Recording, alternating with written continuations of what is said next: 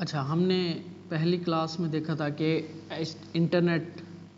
Website क्या होती है, वेब पेज क्या होता है, किस तरीके से वेब पेज को एक्सेस करते हैं, यूआरएल क्या होता है, ठीक है, और एक वेबसाइट कैसे बनती है और एक वेब पेज जो है वो क्या क्या किस किस एलिमेंट्स का मजमूआ होता है, कलेक्शन होता है, तो उनको हमने देखा था। अब आपके साथ ये नोट्स शेयर किए हैं, तो इन नोट्स को भी आप ज़रा एक दफ़ा गो थ्रू कर लेना। लाइक जैसे व्हाट इज़ द इंटरनेट, क्योंकि आपको पता होना चाहिए कि इंटरनेट होता क्या है। जो हम वेबसाइट एक्सेस करते हैं तो उसमें जो इंटरनेट है वो बेसिकली है क्या।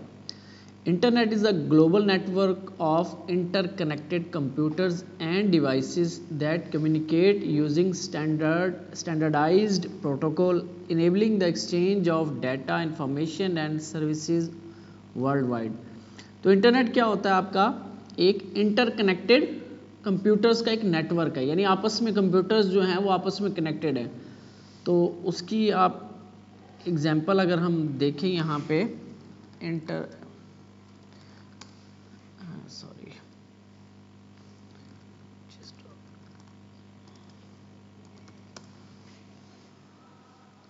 अगर मैं यहाँ पे इंटरनेट सर्च करता हूँ तो आप कुछ इस तरीके से एग्जांपल यहाँ पे हम देखते हैं, कोई एग्जांपल मिल जाए हमें। चले हम इसकी एग्जांपल ले लेते हैं। कुछ इस किस्म से हमारी जो डिवाइसेस हैं वो एक दूसरे से कनेक्टेड हैं, जैसे मोबाइल कनेक्ट है, लैपटॉप कनेक्ट है, एक दूसरे से किसी ना किसी तरीके से ये एक दूसरे से ना कनेक्टेड होती है। तो इसको जाल को आप फैलाते जाओगे पूरे ग्लोब पे पूरी ज़मीन पे, तो ये कहलाता है आपका इंटरनेट। ठीक है, इंटरनेट क्या है आपका, इंटरकनेक्टेड कंप्यूटर्स की एक नेटवर्क है। ठीक है, और जो आपस में एक स्टैंडर्डाइज्ड प्रोटोकॉल्स के थ्रू बात करते हैं, यानी कि आपस में जो इंफॉर्मेशन एक्सचेंज होती है वो एक स्टैंडर्डाइज्ड प्रोटोकॉल की बेस पे होती है। हम जो यहाँ पे किसी वेबसाइट को ओपन करते हैं तो हम यहाँ पे HTTP का प्रोटोकॉल यूज़ करते हैं, यानी वेबसाइट्स के लिए जो ब्राउज़र एक प्रोटोकॉल यूज़ करता है, प्रोटोकॉल समझ ले ज़ुबान, लैंग्वेज, ये एक जो ये यूज़ करता है वेबसाइट को एक्सेस करने के लिए, वो है HTTP, हाइपर टेक्स्ट, H से हाइपर, T से टेक्स्ट, T से हाइपर टेक्स्ट ट्रांसफ़र प्रोटोकॉल, ठीक है, P से प्रोटोकॉल। इसके बाद how does the internet work, तो ये इंटरनेट काम कैसे करता है। The internet works by connecting computer end devices world wide through a network infrastructure. वही बात आ रही है कि इंटरनेट कैसे काम करता है कि ये आपस में हमने डिवाइसेस को कनेक्ट किया हुआ है किसी न किसी बेस पे। लाइक मेरा कंप्यूटर किसी यहाँ से वाईफाई के साथ कनेक्ट है, ये वाईफाई जो है मेन हमारे राउटर के साथ कनेक्ट है, वो राउटर जो है मेन जो इंटरनेट प्रोवाइडर है उनके साथ कनेक्ट है, वो जो है आगे मेन इंटरनेट प्रोवाइडर हैं जो पाकिस्तान के उनके साथ कनेक्ट हैं, वो आगे फिर जो पाकिस्तान के अंदर जो लेकर आए होंगे जहाँ सबमरीन जो आपने सुना होगा, केबल जो आ रही होते हैं उसके साथ कनेक्ट होते हैं। तो इस तरीके से कनेक्शन बने होते हैं सारे। In web development, the client-server model refer to the how information is exchanged between user devices, client and remote computers। अच्छा, वेब डेवलपमेंट जो हम लोग सीख रहे हैं इसमें एक कंसेप्ट होता है, इसमें होता क्या है, हमारे पास जो एक वेबसाइट होती है इसके ना दो एंड हम कह रहे होते हैं। आपको लफ्ज़ सुनने को मिलेगा क्लाइंट सर्वर। क्लाइंट और सर्वर क्या होता है, यहाँ पे अगर हम देखें तो हमारी वेब डेवलपमेंट के अंदर ये जो हमारे पास इस तरीके से, ये अब हम समझते हैं ये हमारा जो है हमारा लैपटॉप है या अपना कंप्यूटर, लैपटॉप जो भी आपका है, ये वो चीज़ आ गई। ठीक है, तो ये आपका कंप्यूटर है, यहाँ से हम www.google.com एक्सेस करते हैं, हम लिखते हैं google.com। तो ये कहाँ से आती है, ये साइट कहाँ से आती है। बेसिकली होता क्या है, यहाँ पे कुछ कंप्यूटर्स और पड़े होते हैं दुनिया में, किसी न किसी कोने पे ये कंप्यूटर पड़ा होगा। तो ये क्या करता है, ये जो हमारा कंप्यूटर है ये रिक्वेस्ट भेजता है इसको, जहाँ पे आपकी वेबसाइट जो गूगल की साइट है वो पड़ी होती है, जहाँ पे वो फाइलें पड़ी होती हैं, वो डॉक्यूमेंट्स पड़े होते हैं, वहाँ पे ये रिक्वेस्ट भेजता है। इसके दरमियान में और बहुत कुछ हो रहा होता है। इसके दरमियान में बहुत कुछ हो रहा होता है, ठीक है, उसको अभी हम इग्नोर करते हैं। तो ये जो है हमारा ब्राउज़र में हमने google.com लिखा, तो यहाँ पे ये वेबसाइट पड़ी होती है, ये फिर उस डॉक्यूमेंट को वापस इसको रिटर्न कर देता है, ठीक है। यहाँ से हम इसे कहते हैं हम रिक्वेस्ट भेज रहे हैं,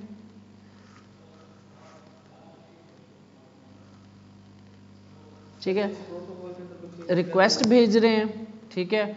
और यहाँ पे हम जो है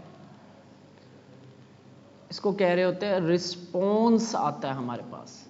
हमारा ब्राउज़र जो है वो इस वेबसाइट को, ये भी क्या होते हैं, ये भी कंप्यूटर ही होते हैं जिन्हें हम सर्वर्स कह रहे होते हैं, सर्वर्स, ठीक है। ये वो कंप्यूटर्स होते हैं जो सर्वर्स होते हैं, जहाँ पे ये वेबसाइट होस्ट की होती है, वर्ड होता है होस्ट की होती है।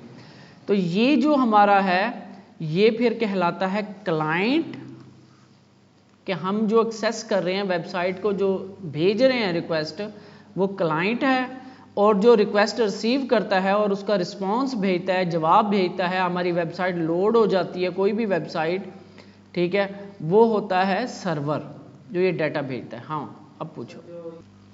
इसी को हैकिंग कहते हैं, क्योंकि ये ऐसे नहीं जा रही होती, ये रिक्वेस्ट आपकी डायरेक्ट इस सर्वर को नहीं जा रही होती, इसमें मैंने बताया ना, इसमें बहुत कुछ होता है। अब वो क्या कुछ होता है, किस तरह चलती है, क्या होता है, उसको हमें इतना ज़्यादा समझने की ज़रूरत नहीं है, ठीक है। डायरेक्ट क्या होता है, आपका यहाँ से इधर जाएगी रिक्वेस्ट, ये वाला आपका बैकएंड पे उस जो लगा हुआ है राउटर उसको देगा, वो राउटर आगे आगे आगे ऐसे जाके फिर दुनिया में अमेरिका के पता नहीं किस जगह पे ये पड़ा हो सर्वर, वहाँ से फिर फाइल इस तरीके से वापस आएगी। इसकी तकरीबन ये फाइबर ऑप्टिक्स यूज़ करते हैं, लाइट के थ्रू डाटा ट्रैवल किया जाता है। तकरीबन कोई एक जगह देख रहा था, इसकी जो स्पीड होती है कोई, अच्छा, इसके अंदर क्या होता है, आपका लाइट ट्रांसफ़र हो रही होती है। लाइट जो है वो आपकी तकरीबन 3 लाख किलोमीटर पर सेकंड की स्पीड से चलती है। तो आप ये सोच लो कि वो अमेरिका के अंदर कहीं पे भी जो इंटरनेट पड़ा हुआ है, दुनिया के किसी कोने पे ये सर्वर पड़ा हुआ है, इस टाइम पे अगर हम देखना चाहें कि गूगल का सर्वर कहाँ पड़ा हुआ है, चलो हम ट्राई करते हैं, पानी के अंदर पड़ा हुआ है। google.com को अगर हम सर्च करें तो यहाँ पे आपको एक दफ़ा फिर रिफ़्रेश करता हूँ, तो यहाँ पे हमें यहाँ पे google.com आपका इस तरीके से, तो हमने अगर किसी का भी, तो इस तरीके से इसका जो IP एड्रेस है इस टाइम पे ये है, ये इसका IP एड्रेस है। IP एड्रेस टू लोकेशन अगर हम देखें तो ये हमारा इस टाइम पे जो ये IP एड्रेस डिटेल, ये आपका ये यहाँ पे पड़ा हुआ है, ठीक है ना। सिटी क्वींस के नाम से है, 500 कुछ न्यूयॉर्क में, और यूनाइटेड स्टेट्स में न्यूयॉर्क स्टेट के क्वींस सिटी में पड़ा हुआ है, ठीक है, ये सर्वर, ठीक है। तो यहाँ से अगर हम ऐसे ही करें, फ़र्ज़ कर लेते हैं हम यहाँ से इसे कहते हैं क्वीन सिटी फ़र्ज़ कर लेते हैं ये एड्रेस, या यूं ही हम करते हैं गूगल पे मैप करते हैं, maps.google.com, और इसे कहते हैं जी, हमें क्या है, तो क्या था, क्वींस सिटी न्यूयॉर्क,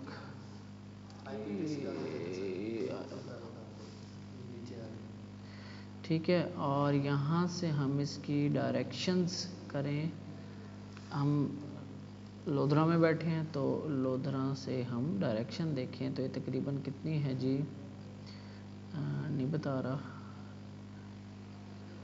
वो बता ही नहीं रहा उसको, पैदल चलें, पैदल तो पहुंच गए हम, लेकिन वो इसका फ़्लाइट भी नहीं दिखा रहा। चले हम नहीं, किसी भी डायरेक्शन दिखा ही नहीं रहा ना, लोड नहीं कर रहा वो, यहाँ पे वो इतनी बड़ी डायरेक्शन दिखा ही नहीं रहा। चलें हम इसको अज्यूम कर लेते हैं ये तकरीबन हज़ारों किलोमीटर ही बनेगा तकरीबन। तो ये जो बात कहने की है कि हम जैसे ही, या वहाँ से जैसे, ये देखो अब जैसे ही मैं यहाँ पे टाइप करता हूँ google.com, एंटर करता हूँ, फ़ौरन लोड हो जाती है, ये लोड हो जाती है। ये आप यहाँ पे google.com एंटर किया मैंने और 1 से 2 सेकंड के अंदर लोड हो गई, ठीक है। तो इतनी स्पीड से डाटा ट्रैवल कर रहा होता है आपका। तो यहाँ पे जो हम बात समझ रहे थे वो क्लाइंट और सर्वर की बात समझ रहे थे क्लाइंट और सर्वर को। तो जहाँ से रिक्वेस्ट भेजी जा रही होती है वो आपका क्लाइंट होता है, और जो आपका रिक्वेस्ट रिसीव कर रहा होता है और रिस्पॉन्स भेज रहा होता है वो आपका सर्वर होता है, ठीक है। अच्छा, इसके बाद होस्ट अ वेबसाइट यहाँ पे आ रहा है। इसके बाद client the user device such as the computer और smartphone that can receives web content और सर्विसेज फ्रॉम द सर्वर्स, ठीक है। सर्वर क्या था? Remote computer that store website data, ठीक हो गया। Process it client request and send back to requested information और रिसोर्सेज। ये टेक्निकल इंफॉर्मेशन आ गई, इसकी टेक्निकल डेफिनेशन आ गई। रिक्वेस्ट क्या होती है? जो यहाँ से आप भेज रहे होते हो। फिर उसके बाद प्रोसेसिंग होती है सर्वर पे, सर्वर फिर आपको एक रिस्पॉन्स बना के भेजता है और आपके पास डिलीवर हो जाता है वो रिस्पॉन्स। ऑपरेटिंग सिस्टम विंडोज़ वगैरह। What is browser? Browser is a software application that allow user to access and navigate the world wide web. यानी इंटरनेट को एक्सेस करने के लिए जो सॉफ्टवेयर यूज होता है उसको हम कहते हैं ब्राउज़र। तो उसकी एग्जाम्पल्स हमारे पास Chrome, Firefox, Opera, Edge. Introduction to web development. तो website is a set of web pages accessed from a single domain name और URL। तो वेब डेवलपमेंट क्या होती है? Web development is the process of creating and maintaining website. यानी website बनाने का जो प्रोसेस है वेब डेवलपमेंट कहलाता है। Involves various task such as the web design, content creation, server side scripting, client side scripting, network security configuration and more. तो ये web development के अंदर ये चीज़ें आ जाती हैं। क्या है कि वेब डिज़ाइनिंग, कंटेंट क्रिएशन यानी उस पर जो आपने लिखना है, लगाना है, इमेजेस वगैरह, कंटेंट बनाना, सर्वर साइड स्क्रिप्टिंग यानी सर्वर किस तरीके से रिक्वेस्ट को रिसीव करेगा, उस पर प्रोसेस करेगा और रिस्पॉन्स देगा। इसके बाद है क्लाइंट साइड स्क्रिप्टिंग, ये क्लाइंट के ऊपर जैसे हमने जावास्क्रिप्ट पढ़ी थी वो हमारी लैंग्वेज यूज़ होगी, वो कैसे हैंडल करेगा। इसके अलावा नेटवर्क सिक्योरिटी कॉन्फ़िगरेशन, ये वेब डेवलपमेंट की जो प्रोग्रामिंग है, बैकएंड की डेवलपमेंट होती है उसमें आ जाती हैं चीज़ें। इसके बाद जी, तो इसके बाद जो हमारा कोर्स है वो आपका अच्छा, फिर इस वेब डेवलपमेंट को हम फिर 2 पार्ट्स में डिवाइड कर देते हैं। एक होता है हमारे पास फ्रंट एंड डेवलपमेंट, एक होता है हमारे पास back end development. Front end development आपकी होती है जो HTML, CSS और जावास्क्रिप्ट को यूज़ करके हम जो सीख रहे हैं, ये हमारी फ्रंट एंड डेवलपमेंट है। बैक एंड डेवलपमेंट क्या होती है? ये जो आपके सर्वर्स के ऊपर जो कोड पड़ा होता है ना, जो इस रिक्वेस्ट को रिसीव करता है, प्रोसेस करता है और रिस्पॉन्स देता है, वो आपका बैक एंड डेवलपमेंट कहलाता है, ठीक है। वहाँ पे जो आपकी वेबसाइट पे जो काम हो रहा होता है वो आपकी बैक एंड डेवलपमेंट होती है। फ़र्ज़ करो जैसे कि हमने यहाँ पे गूगल को कहा जी हमें जी फाइबर ऑप्टिक डाटा ट्रैवल की स्पीड बताओ, तो हमने जब उसको सर्च किया तो हमारे पास ये वेबसाइट्स आ गई, कितनी सारी इमेजेस, वेबसाइट्स और यूट्यूब की वीडियोस। तो ये डाटा कहीं ना कहीं गूगल के पास सेव पड़ा हुआ है, ठीक है। डाटा उन्होंने कहीं ना कहीं रखा हुआ है अपने सॉफ्टवेयर्स में। तो जब हम उसको ये चीज़ भेजते हैं तो वो अपने डाटाबेस के अंदर प्रोसेस करता है, वहाँ से रिजल्ट निकालता है और वो हमें सेंड कर देता है। तो वो जो काम हो रहा होता है वो आपका बैक एंड डेवलपमेंट कहलाता है। उसके अंदर फिर डिफरेंट लैंग्वेजेस होती हैं, डिफरेंट तरीके हैं, डिफरेंट सारा कुछ है। इसके बाद ये बैक एंड डेवलपमेंट आ गया जिसमें डेटाबेसेस भी यूज़ होते हैं, MySQL डेटाबेस, पोस्टग्रेस, MongoDB और भी बहुत सारे डेटाबेसेस हैं। लैंग्वेजेस यूज़ होती हैं लाइक जैसे पाइथन के साथ हो सकता है बैक एंड, रूबी के साथ PHP और Node.js। डेटाबेस क्या होती है? अब क्योंकि हमारा बैक एंड नहीं है तो डेटाबेस को ज़्यादा समझने की ज़रूरत नहीं है आपको। ये डिपेंड करता है, हर चीज़ ही डिमांडिंग है। जो आती है आपको रूबी, ये भी बड़ी डिमांडिंग है, PHP इसकी अपनी डिमांड है, पाइथन की अपनी डिमांड है, Node.js की अपनी डिमांड है। ये ऐसे ही है कि आपसे कोई पूछ ले यार कार मेरे पास 50 लाख है, मैं कौन सी कार लूँ, तो 50 लाख में आपके 20 ही ऑप्शंस हैं, ठीक है। किसी की क्या अच्छी चीज़ है, किसी की क्या गलत है, किसी की क्या चीज़ अच्छी है, किसी की क्या चीज़ अच्छी है। तो ये आपकी इसी तरह ही है। इसके बाद हमने पढ़नी है लैंग्वेज HTML। इस HTML में HTML stand for hypertext markup language. It is the standard markup language used to create and structure the content of web pages. क्या वही वेब पेजेस को बनाने के लिए, वेब पेज को बनाने के लिए, उस पर कंटेंट को स्ट्रक्चर करने के लिए वर्ड यूज हो रहा है स्ट्रक्चर. ये हेडिंग है, ये पैराग्राफ है, ये लिंक है, ये लिस्ट है, ये टेबल्स हैं, वो स्ट्रक्चर करने के लिए. It consist of elements and tags. वही बात, एलिमेंट्स और टैग. टैग इकाई जो है, जब वो टैग ओपन होता है, क्लोज होता है, कंटेंट आए तो पूरा का पूरा एलिमेंट बन जाता है. The structure and semantics of web document. HTML is the foundation of web development and is used for format text, images, create links, embedded multimedia, build the overall layout of web page. ठीक है, यानी कि हम इसमें embedding कर सकते हैं multimedia, YouTube videos और अपनी वीडियोस, ऑडियो लगा सकते हैं, इमेजेस लगा सकते हैं, लिंक बना सकते हैं और टेक्स्ट ऐड कर सकते हैं, फॉर्मेटिंग कर सकते हैं. ये सारा काम इसके थ्रू और प्रॉपर एक लेआउट बना सकते हैं HTML के अंदर. फिर हमने देखा था बेसिक HTML के डॉक्यूमेंट कैसे बनती है. ये हमने कोड देखा था, इसके अंदर मैंने आपको डिटेल से बताया था कि ये जो डॉक्यूमेंट के बारे में बता रहा होता है कि ये लाइन जो है वो HTML, कौन सी हम वर्जन पढ़ रहे हैं, ये नीचे जो है, नीचे या इसके बारे में सब कुछ बताया हुआ है. ठीक है, पहली लाइन आपको बता रही होती है कि ये HTML5 की डॉक्यूमेंट है. HTML root element, root tag आपका, हेड आपका contain meta information about the document such as title, metadata, style sheet, script, ये आगे चल के हम पढ़ेंगे. इसके बाद टाइटल होता है इसके अंदर, और बॉडी जो है contain the main content of a web page. Body क्या होती है, बॉडी जो टैग है, एलिमेंट है, वो आपका मेन कंटेंट कंटेन कर रहा था, जिसके अंदर फॉर्म, लिंक, इमेजेस वगैरह लगे होते हैं. टैग क्या होता है जी, a tag in HTML is a specific syntax used to define elements within an HTML document. ठीक है, there are tags are enclosed in single brackets. ठीक है, सॉरी एंगल ब्रैकेट्स. तो ये एंगल ब्रैकेट्स के अंदर इनक्लोज होते हैं. And typically come in pairs, जोड़ों में, यानी ओपन हो रहा है, क्लोज हो रहा है tag. And opening tag, an opening tag and a closing tag. Pair यानी ओपन हो रहा है टैग, क्लोज हो रहा है. Opening tag indicate the beginning of an element. Opening tag indicate करते हैं कि ये element start हो गया है. Closing tag indicate करते हैं कि element जो है अब ख़त्म हो चुका है. In HTML there are several types of tag each serving specific purpose. तो काफ़ी टाइप के टैग्स हैं जो कि हर एक अपना अपना एक मकसद है. यानी H1 का टैग हेडिंग बनाने के लिए, P का टैग पैराग्राफ बनाने के लिए, A का टैग लिंक लगाने के लिए यूज़ होगा. ये आपका ओपनिंग और क्लोजिंग टैग के बारे में बताया हुआ. टैग इस तरीके से ओपन होगा और फॉरवर्ड स्लैश लगा देंगे तो ये क्लोज हो जाएगा. फिर इसके बाद है कि सेल्फ क्लोजिंग टैग्स. कुछ ऐसे टैग्स हैं जिनको क्लोज करने की ज़रूरत नहीं होती, वो खुद ही क्लोज हो जाते हैं.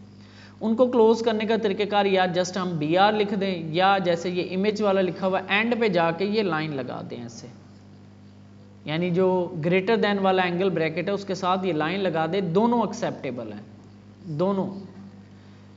नॉर्मली जो फ्रंट एंड में ये भी चलाते हैं और ये वाला भी चला सकते हैं, कोई मसला नहीं है. They self close with a slash before the closing angle bracket. ये क्लोजिंग एंगल ब्रैकेट, यूं कह लो आप, ये ओपनिंग एंगल ब्रैकेट है, ये closing angle bracket. Example include BR, image, tags. अच्छा, यहाँ पे आ रहा है कि difference between element and tag. तो टैग क्या है आपका, जैसे EM एक टैग होता है, जैसे P एक टैग है, H1 एक टैग है, A एक टैग है. तो जैसे वो टैग ओपन होता है, क्लोज होता है और उसमें कुछ डाटा कुछ आ जाता है, तो उसको हम क्या कहते हैं, पूरे को एलिमेंट कहते हैं. हेडिंग्स, इसमें आपको बताया जाए H1 से लेकर H6 तक की हेडिंग्स होती हैं हमारे पास. H1, H2, H3, H4, size का फ़र्क है. टेक्स्ट फॉर्मेटिंग, हमने यहाँ पे हम देखते हैं टेक्स्ट फॉर्मेटिंग के tags. The text formatting refer to the process of styling and arranging text to enhance readability and visual appeal. यानी कि विजुअल अपील, रीडेबिलिटी को इन्हेंस करने के लिए, बेहतर बनाने के लिए कुछ टैग्स यूज होते हैं, जिसे हम टेक्स्ट फॉर्मेटिंग के टैग्स कहते हैं। In HTML text formatting is achieved using various tags and attributes to modify the appearance of a text element. किसी भी टेक्स्ट को विजुअली अपीलिंग बनाने के लिए, बेहतर बनाने के लिए हम कुछ टैग्स यूज करते हैं। तो आज हम इन टैग्स को देखते हैं, जिसमें एक टैग है हमारे पास स्ट्रॉन्ग का और एक टैग है बी का। तो ये तकरीबन दोनों का एक ही काम होता है, बोल्ड करना किसी टेक्स्ट को, ठीक है। तो मैं यहाँ पे ओपन करता हूँ,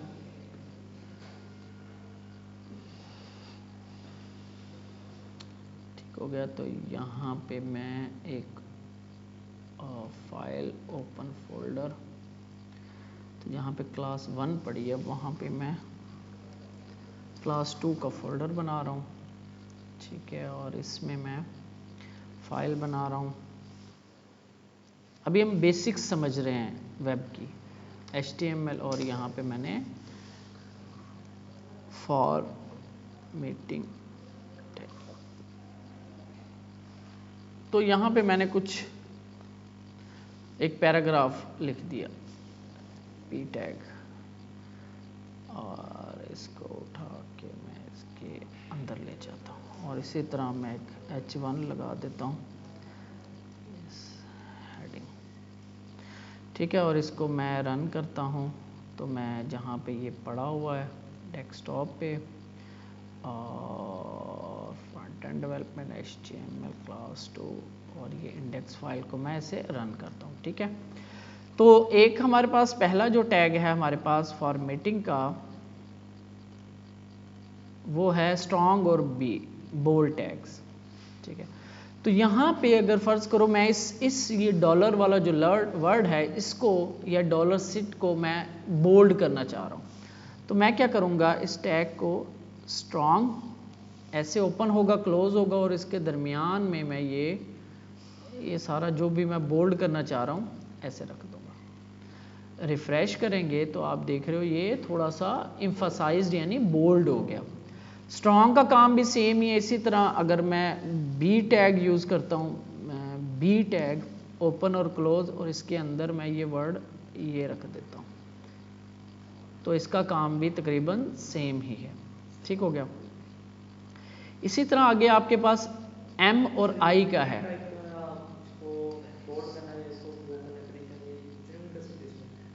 सॉरी, वो आगे CSS में पढ़ेंगे। फ़ॉन्ट का साइज़ बड़ा करना, बोल्ड ज़्यादा करना, कम करना, वो CSS में जाके पढ़ेंगे।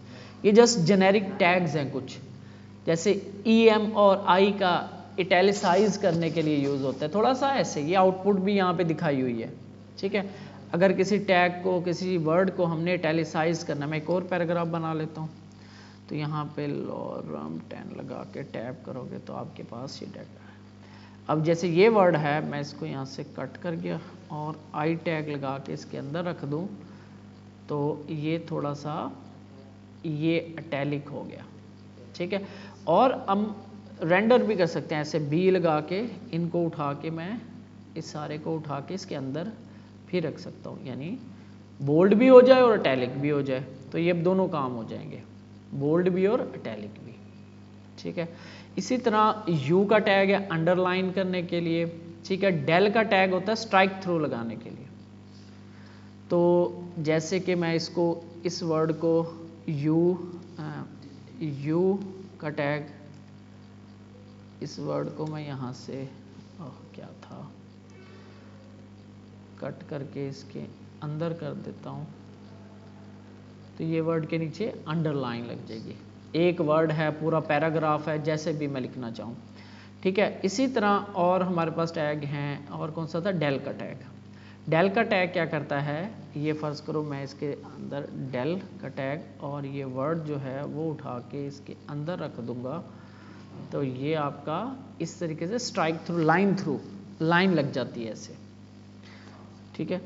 तो इसके बाद आपके पास डेल का टैग है। SUP का टैग सुपर जो होती है पावर लगाने के लिए, किसी के नीचे जैसे H2O का आपने फार्मूला बनाना है, तो सब और सुप का टैग SUP का और SUB का टैग है। तो यहाँ पे हम क्या करते हैं, मैं यहाँ पे कहता हूँ कि H2 और मैं कहता हूँ x की पावर 2 मल्टीप्लाई बाय 1 एम एक इक्वल टू 3।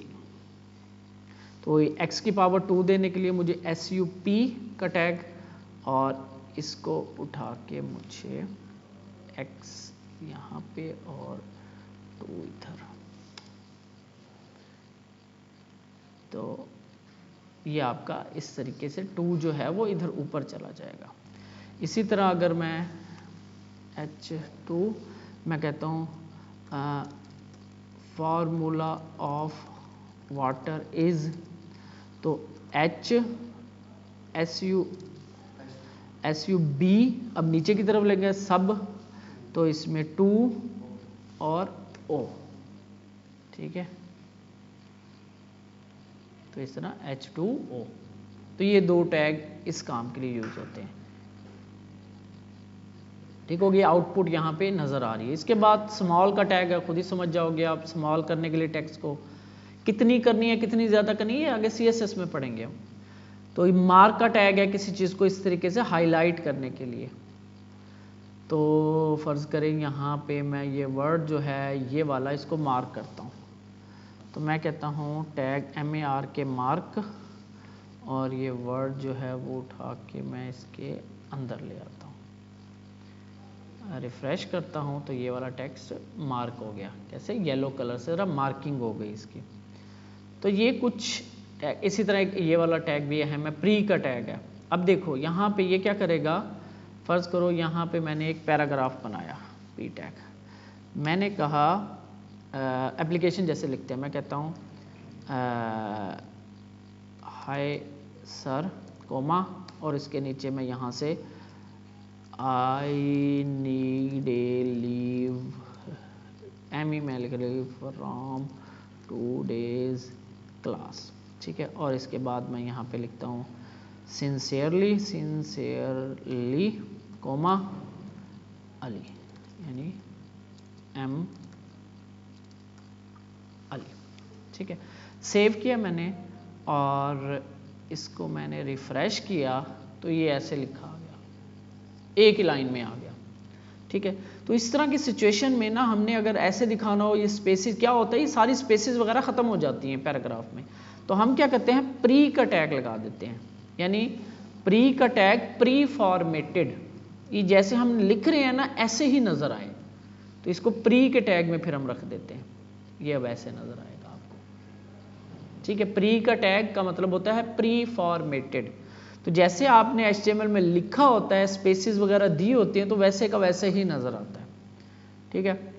इसके बाद कुछ ये सिमेंटिक टैग्स हैं, ये हम आगे चल के देखेंगे। एट्रीब्यूट हमने पढ़ा था, ये चीज़ें हैं जो हमने पढ़ी थी, वो एक दफ़ा रिवाइज हो रही हैं फिर दोबारा। एट्रीब्यूट्स क्या होती हैं? In HTML provide the additional information of और properties to HTML elements, helping define their behavior, appearance और functionality. Attributes are specified within the opening tag. Opening tag में लिखी जाती हैं, जैसे कि href कहाँ यूज हुई थी एट्रीब्यूट? A में, बताने के लिए कि इस पर जब क्लिक होगा तो ये किधर जाएगा, एंकर टैग में यूज हुई थी। इसको छोड़ दो, और हमने ये यूज की थी इमेज का सोर्स बताने के लिए, ये भी एट्रीब्यूट्स हैं, ये आगे चल के हम यूज करेंगे। विड्थ हमने पढ़ी थी, इसी तरह उसकी एट्रीब्यूट हाइट भी है। लेकिन ये जो एट्रीब्यूट्स होती हैं ये आपकी एलिमेंट स्पेसिफिक होती हैं, यानी ये SRC जो है या ये href वाली एट्रीब्यूट हम पैराग्राफ के साथ यूज नहीं कर सकते, ये आपकी A टैग के अंदर ही यूज होगी।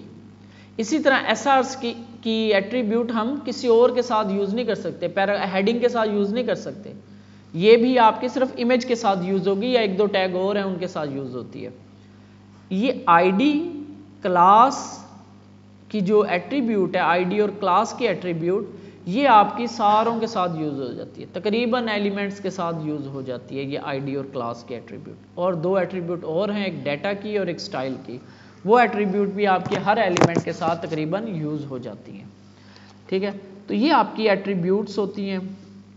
और एक एट्रीब्यूट हम लगा लेते हैं, फ़र्ज़ करो यहाँ पे मैं एक A टैग लगाता हूँ, ठीक है, और इसे मैं लेके जाता हूँ गूगल पे, और यहाँ पे हमने जाने के लिए क्या करना है, href और www.google.com सेव किया मैंने, तो रिफ़्रेश किया, मेरे पास ये गूगल का लिंक लग गया। इस पर क्लिक करता हूँ तो मेरी साइट जो है वो गूगल पे जाएगी। अच्छा, ये यहाँ से ऐसे नहीं जाएगी, इसके पीछे http:// पूरा नाम इस तरह लिखना है। फ्रेश करता हूँ तो अब आपकी ये प्रॉपर गूगल पे जा रही है, ठीक है। उसकी जो पूरी वेबसाइट का एड्रेस है ना वो लिखना पड़ता है, ठीक हो गया google.com। तो हम चाह रहे हैं कि न्यू टैब के अंदर ओपन हो जाए, तो उसके लिए हमने एट्रीब्यूट एक और इसके साथ अटैच की थी, कौन सी थी? न्यू टैब में ओपन करने की, target is equal to blank, ठीक है। और इसकी वैल्यू जो होती है वो डबल कोट या सिंगल कोट में आती है, और इसकी जो एट्रीब्यूट का नाम होता है इसके आगे पीछे हम कोई कोट नहीं लगाते, ठीक है। ये ऐसे ही लिखा जाता है, और इक्वल, और इसकी जो राइट साइड होती है इधर हम उसकी वैल्यू लिखते हैं। तो अब अगर मैं इस पर रिफ़्रेश करूं और इसके बाद इस पर क्लिक करूंगा तो देखो एक नया टैब ओपन हुआ। ये मेरी साइट पड़ी है, ये नया टैब एक ओपन हो गया, ठीक है। ये कुछ एट्रीब्यूट्स कहलाते हैं, ये कहलाती हैं आपकी attributes. Attributes in HTML provide additional information और properties to HTML elements helping define their behaviour. अगर ये href ना लगा होता तो ये लिंक काम ही ना करता, ठीक है। href उसको हेल्प कर रहा है कि आपका ये बिहेवियर है कि आपके ऊपर क्लिक होगा तो आपने किसी लिंक पे जाना है, ठीक है। अपीयरेंस भी ये आगे चल के हम क्लास और स्टाइल के, एंड फंक्शनैलिटी ये SRC जैसे attribute are specified with the opening tag में लगती हैं, and are written name value pair, यानी कि नेम होता है SRC href is equal to आगे डबल कोट्स में उसकी वैल्यू आ जाती है, और नेम और वैल्यू को आपस में हम इससे सेपरेट करते हैं, यानी इक्वल और राइट साइड पे उसकी वैल्यू, लेफ्ट साइड पे एट्रीब्यूट इक्वल के और राइट साइड पे उसकी वैल्यू। इसके बाद हमने एंकर टैग देखा था, ये आप लोगों ने पढ़ा है, इसकी एट्रीब्यूट। अच्छा, एक और इसके अंदर एक तो तरीका हमने देखा था ना किसी पेज पे जाने का, एक हम इस डॉक्यूमेंट के अंदर भी हम सेक्शनिंग कर सकते हैं, ठीक है। इसके लिए कैसे? फॉर एग्जाम्पल मैं यहाँ पे ये डॉक्यूमेंट है, यहाँ पे ना मैं कुछ ज़रा डॉक्यूमेंट को ना बड़ा करता हूँ, तो लोरम 300 टैब मैं प्रेस करता हूँ तो ये 300 वर्ड आ जाएंगे इस डॉक्यूमेंट में, ठीक है। ये ऐसे, और मैं इस पैराग्राफ को कॉपी करके 2-3 दफ़ा ऐसे पेस्ट कर देता हूँ, और थोड़ा सा डॉक्यूमेंट को स्क्रॉल करने के लिए, ठीक है। अब ये जो है ना, ये वाला जो पैराग्राफ है, मैं चाह रहा हूँ यहाँ पे इसकी मैं हेडिंग देता हूँ इस पैराग्राफ की, ये वाला पैराग्राफ, यहाँ पे मैं देता हूँ H3 लगाता हूँ, मैं कहता हूँ डिटेल्स ऑफ आवर प्रोजेक्ट।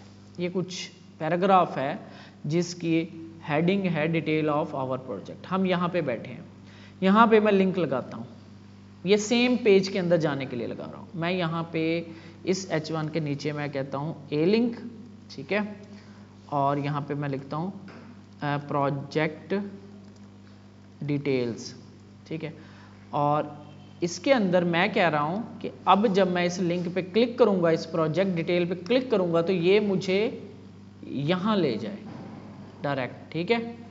तो ये काम मैं करवाना चाह रहा हूँ, यानी अपनी ही पेज पे, सेम पेज के ऊपर लिंक करना चाह रहा हूँ। तो इसके लिए मुझे यहाँ पे ये जो जहाँ पे लेके जाना है ना, मैंने जिस हेडिंग पे या जिस स्टार्ट पे लेके जाना मुझे, यहाँ पे मुझे एक एट्रीब्यूट यूज़ करनी है आईडी की।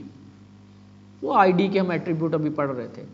ये एट्रीब्यूट आईडी का मतलब है इसको कुछ आइडेंटिफिकेशन देनी है। फर्ज करो मैं इसको कह देता हूँ डिटेल, सिर्फ इतना कह देता हूँ, स्पेस नहीं आती इसमें वैल्यू में, आईडी के नाम में कैपिटल वगैरह भी ना करो, जस्ट सिंपल हमने इसको एक नाम दे दिया, टैग दे दिया डिटेल का।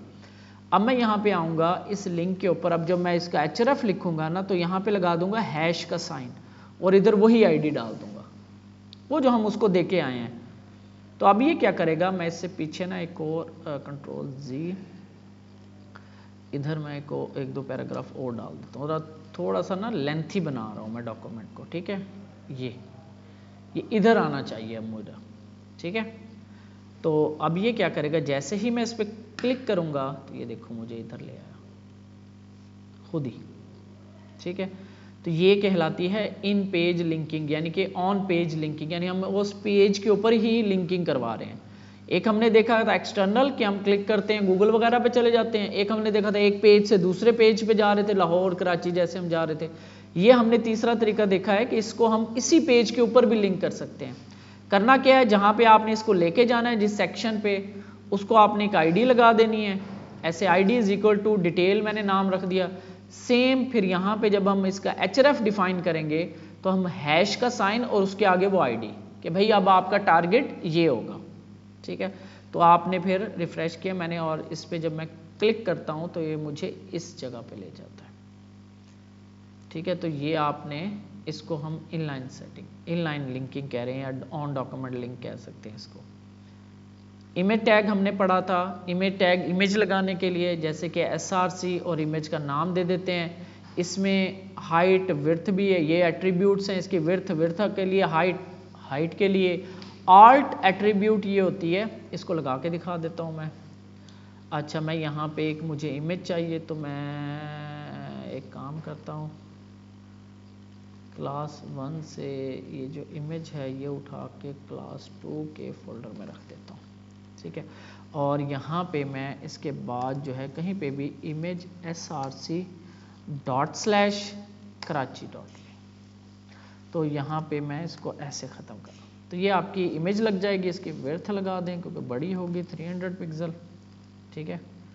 तो ये इमेज और उसकी एक एट्रीब्यूट हमने लगा दी विड्थ की, ठीक हो गया। अच्छा, एक एट्रीब्यूट है आल्ट की, इसके अंदर वैल्यू लिखते हैं हम। अगर इमेज आपकी फर्ज करो लोड नहीं हुई किसी वजह से, इमेज आपकी लोड नहीं होती, इंटरनेट स्लो है या कोई नाम गलत लिखा गया या डेवलपर ने गलत बना दी, इमेज लोड नहीं हुई, तो ये टेक्स्ट आपको नजर आएगा। तो मैं यहाँ पे कह सकता हूँ कायदे क्या है,